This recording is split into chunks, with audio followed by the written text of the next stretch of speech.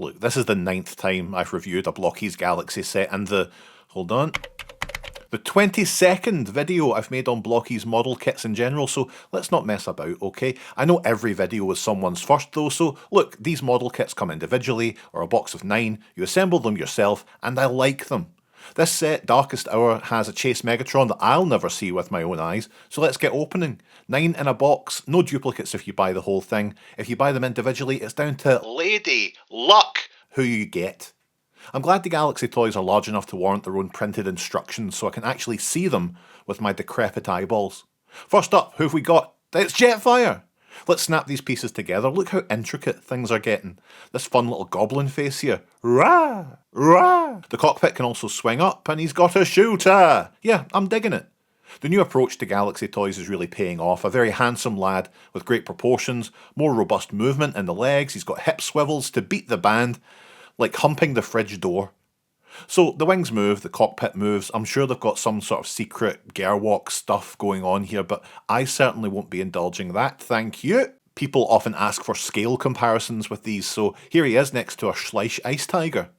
Next up is Mirage, and look at the size of that silica packet. Wow, he must be so moist. Now, I can take or leave Mirage as a character, but this again makes great use of the new proportions and articulation, with a lot of nice unique sculpting, so I'm kinda won over. A little cockpit on his back, the articulated launcher on the shoulder, it's great. Get a blast effect in there and we're chuckling. Get the missile on the end of that and we are full blown laughing, haha! Now, he even has a gun that feels a little bit like overkill, but that's those bloodthirsty Cybertronians, isn't it? Yeah, pretty slick. My boy, my beautiful boy, Springer. The Autobot's lovable middle manager, a soldier with enough charm to get your motor running. Yeah, I've heard about you.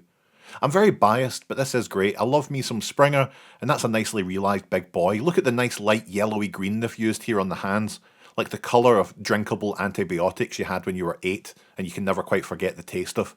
Get this sword in his hands, and I'm declaring this as the best of the set so far. Now don't get me wrong, I love an Autobot, but is there any chance of perhaps looking at a bad bastard? Oh my goodness, be careful what you wish for, because it's Megatron. Even if I, once again, missed out on the special variant, just look at this kid. Now we did have a Megatron in an earlier set, but this is a good example of just how much Blokees have switched things up since they started with this line, what, must be 10 years ago now? Not nothing like that, something like, less than 3! Bloody hell.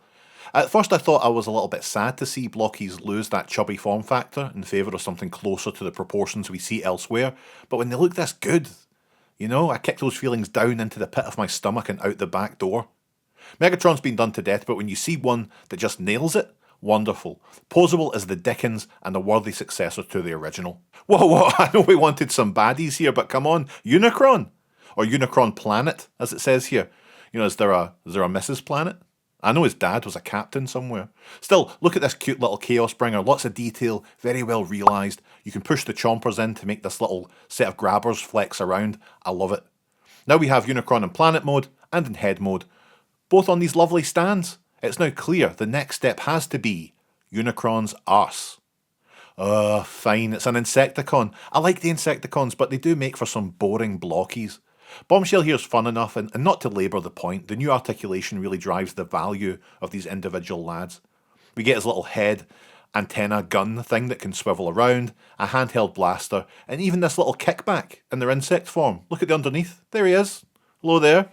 Next to kickback themselves, okay, fine, they're alright. It's Arcee. I think that this is the first non-Transformers 1 toy we've had with this unique, as we say in Scotland, Lassie's body!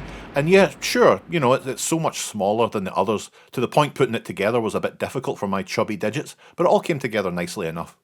Arcee's very posable, and look, they have given her bum cheeks for some reason, and I don't like that. I don't think anyone else has bum cheeks, so cut that out. But we do get a little blaster, and next to Springer, yeah, marvellous.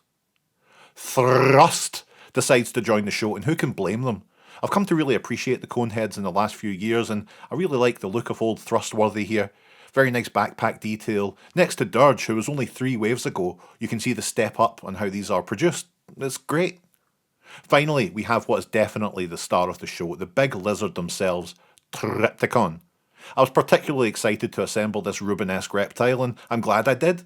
All the good stuff, nice ball joints on the appendages, mouth opens with space for a blast effect, the backpack towers can flip over the shoulders, and the tail wiggles around like you might not believe. Look at the detail, opening up we have a little full tilt inside, isn't that great? And getting them to battle Metroplex is a lot of fun. A good end to a good set. Once again, it's a good selection, a mix of distinct early G1 and some of the later movie stuff. If this means a shift towards 1987 and 1988 characters, some Headmasters maybe, I'll be a happy big smasher of a boy.